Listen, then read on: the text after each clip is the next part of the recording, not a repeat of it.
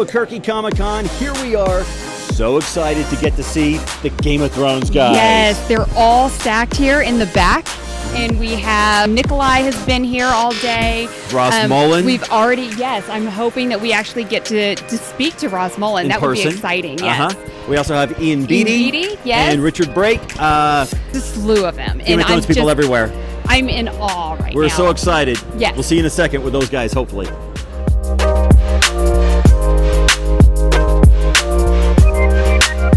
Let's do it. I felt tall till you stood.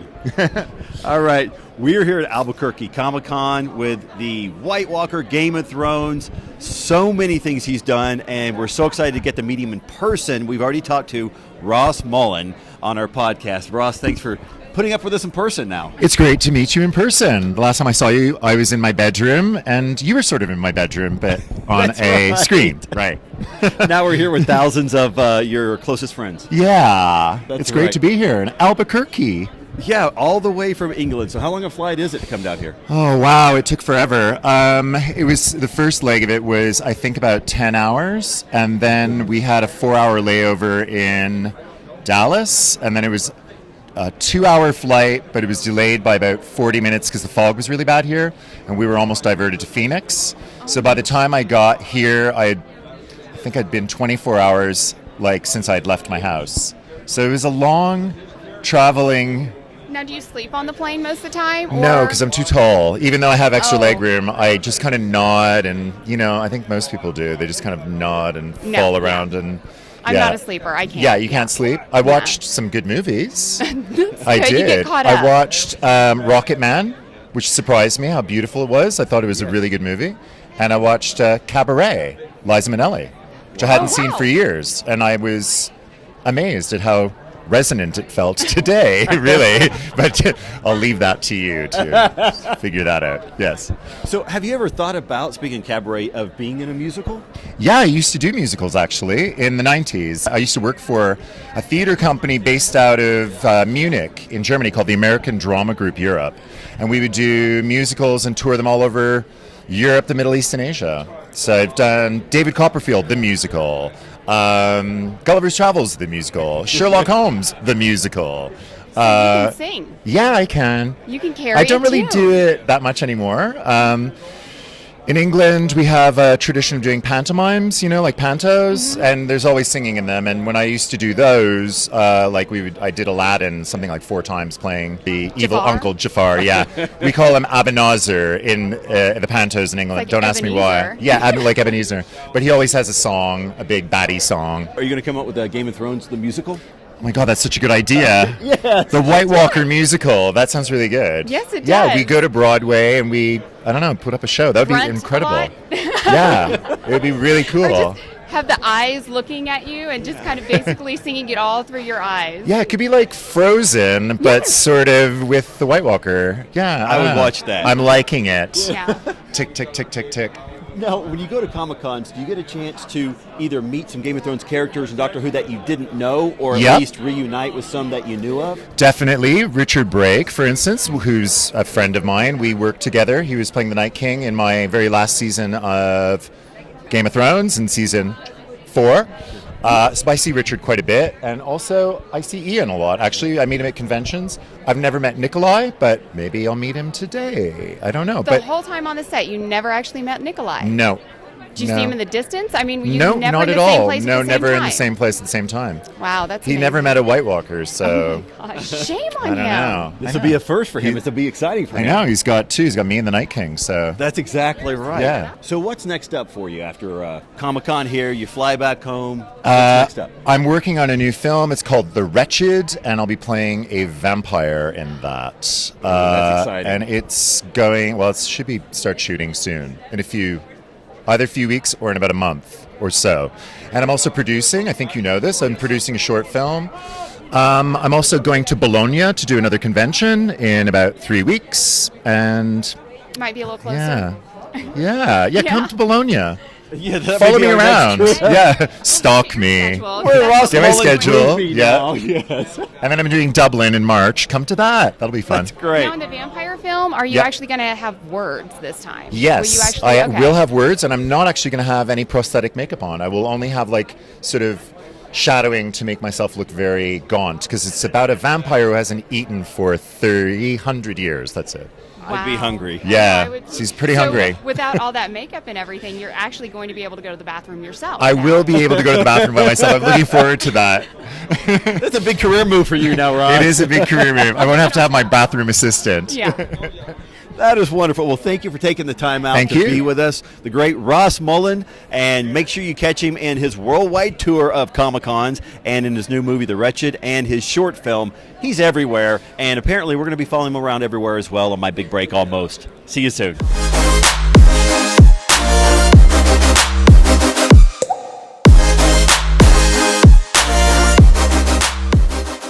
With the very nice, surprisingly based on his character, Ian Beattie. You're so much nicer in person. What's up with that? The weirdest question I ever got asked at a Comic Con was, do you have much in common with your character? And I was like, have you seen the show? Come on, guys. So yeah, he didn't have many redeeming features. My character, he had none. He had no redeeming features whatsoever. So he was great fun to play, though. Yeah, you're the opposite. So how was it when you would get home at night to leave that character at the door?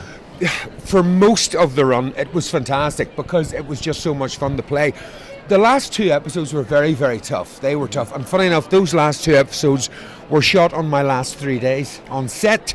It's very rare that happens. Sometimes you can film your death and then you're back on set next week filming something in episode 4. But it just coincided that my last 3 days were those last 2 episodes. They were very, very difficult because you were dealing with a monster who took pleasure in being cruel and abusing children. Right. But it was a very safe environment. The kids' parents were there. Good. We all got on really well together. As soon as the camera yelled cut, I was back to being Uncle Ian again. That's great. It was fantastic. I have this photograph at home where I'm with the 3 young girls, Hattie, Isabel and Bella. And we're all smiling. And it was the end of the day. It wasn't the start of the day. Oh, my goodness. They had a great time on set. And, the rod never touched them once. But, I was very, very aware that those last 2 episodes for me, and also my death scene, that was a gift from David and Dan. It's basically, here's the 2 most challenging scenes you may ever have as an actor. Here's the best death you're ever going to have. Best director, best crew. Try not to mess it up, will you? So, it was a gift. It was like they were thanking me, and it was just wonderful. Pressure's on, isn't it? The pressure was on. The pressure was on. So you took it in one take, right? All of it in one take. Well, not quite, because the thing about Game of Thrones is, for every minute you see on screen, we'll have filmed at least 30 minutes. At least 30 minutes. If you consider, for example, one of my favourite scenes to be in was Tyrion's trial. Maybe 12 minutes on screen. It took 4 days, 4 full days to film. Oh my goodness. They shoot it every which way, every single angle you could think of. So, so you would often get a take right, but then they would say, right, we're going again from this angle. And you'd have to do it again. So just like how we're going to do. Yes, basically, all day for us to just get maybe 2 minutes. Yeah, we're going to be here 2 hours. Yeah. We're going to get an aerial view. I will say that my very last take on the show, which was the last take, we got that in one take. Oh, really?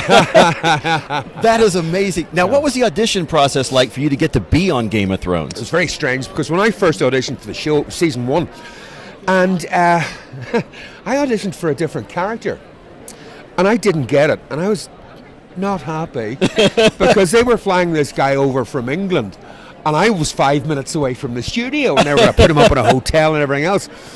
Then they called me back to audition for Sir Meryn and I got the role. The character I auditioned for was Jory Cassell, and he died in episode 5, season 1. 5 years later, I was still there, so I was very, very lucky. Good for you. I will also say that the actor who played Jory Cassell, a Scottish actor called Jamie Seaves, was perfect as Jory Cassell. So, he played it much better than I could have. So, that is very nice. And you live longer than him. So and I live longer than him. Being so, humble. Yes, it was indeed. We interviewed Miltos Girolamo. Yes. Oh, him. Little water dancing git. Yeah, I know who that is. Yeah. Yeah, he said you were mean on set. Do you know That's all something? he talked about. It was really funny because in some fan survey, he was voted the 8th greatest swordsman in Westeros. I killed him. I didn't make the top 20. What's that all about? Miltos was an absolute joy. You must to be have on caught set him on with. his bad day or Yeah, something. no, like he that. was an absolute joy to be on set with, and we've seen each other so many times at Comic Cons like this, and we are very, very firm friends. So, how many Comic Cons? Did you do a lot of them? I would do an awful lot of them, and it's all thanks to the experience of Game of Thrones. The luckiest day I ever had as an actor was getting onto this incredible series. We were like a family. I mean, from the first day I was on set to the last day, it was just like this huge family. From the top of the pyramid to the base of the pyramid, everybody did their jobs so well. And it was just a privilege to be a part of it. One of my favorite characters, and of course, there's a lot of favorite characters, okay? Yeah. And you're one of them as an evil person. But one of my favorite characters barely said a word, and it was Gray. Yeah. I don't even know what it's the soldier. Yeah. Just his presence alone. His presence was fantastic. It was a remarkable thing about this series. The casting was just about perfect. It really was. Although people often ask me at Comic Cons who was most like their character. Right. Ed Sheeran. Right. That was great. I'm just so glad you're nothing like your character. That shows how good of an actor you are. Thank you very much. That's what when people come up to me and say, I hated that guy, that's the highest compliment they can pay me. That Really means is. I did the job. And You that's did what an you're there amazing for. job. So, what are you going to work on next that's coming out that you're excited about that we could share with the Well, fans? I filmed a film with Michael Flatley and Eric Roberts in Barbados called Blackbird, which should be coming out soon. Also, late last year, we filmed the series Gangs of London for Sky Atlantic, which will make it over here at some point. And I got to work with a wonderful Michelle Fairley. Caitlin Stark. Yes. And I hadn't worked with her on Game of Thrones. Really? I play her brother-in-law in it, so it was How fun. absolutely fantastic. And we also did a pilot for a comedy series for Channel 4, a UK channel, which is set in Belfast, and we'll find out at the end of the month if that's going to series. I hope that works. Fingers crossed. I hope We're going to Fingers keep crossed. watching Yes, that. that would be Fingers fantastic. Yeah. Wonderful. Now, do you have any other than that loss of having the character that you were wanting to be at the first? Do you have any other big breaks? Yeah, there's loads of them. I mean, sometimes I auditioned for a show, and I heard from my agent that I was very, very close to the role, and I was thinking, right, great. And Mark Hamill got it, and it's like, I'll take that. That's okay. If I'm in the same conversation as Mr. Hamill, that'll do fine. Yeah. That is, that's the nature of the profession. You can get very, very close to a job. Another job I got very, very close to was for a pilot. Unfortunately, it didn't get made to series, but Mark Addy got the role ahead of me. Oh, my King Robert goodness. Baratheon. Yes. So, if you told me 10 years ago I would be in the room with such exalted company, Yeah. I would have broken your arm for that. You would come second. So, it's been absolutely fantastic. What a ride. Wonderful. What a ride. It What a really ride. Well, you have so many people wanting you to sign autographs. We're going to let you get back to it. Lovely. One of the nicest Thank guys you. you'll ever meet, Ian Beattie. Thank Not you according so to my much. wife, okay? Just so that you know.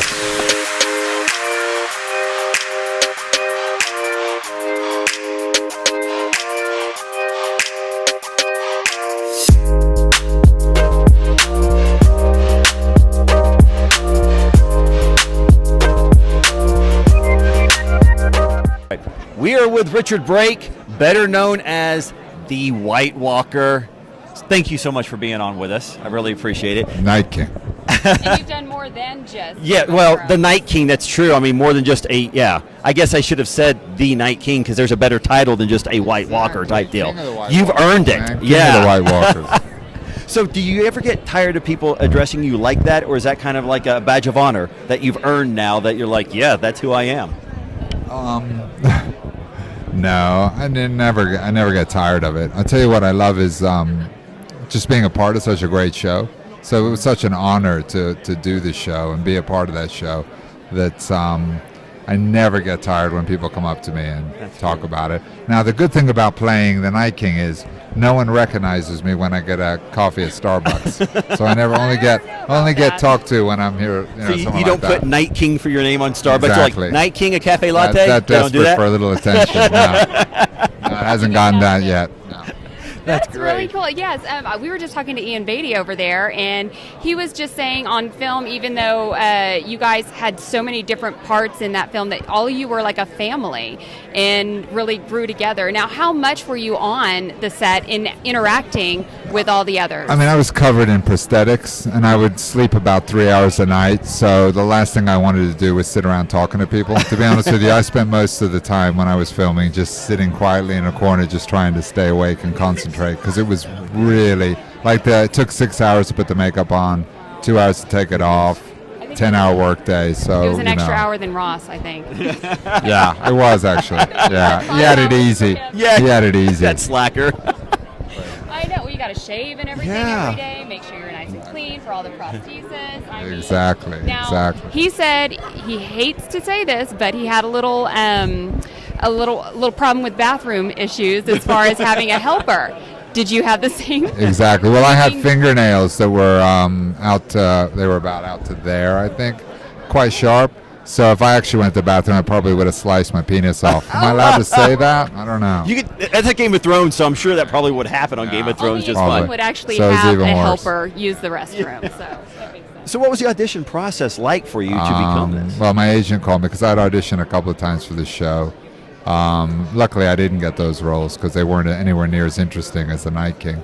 And then she called me up and said, "Oh, they want to see you again, but he's covered in prosthetics.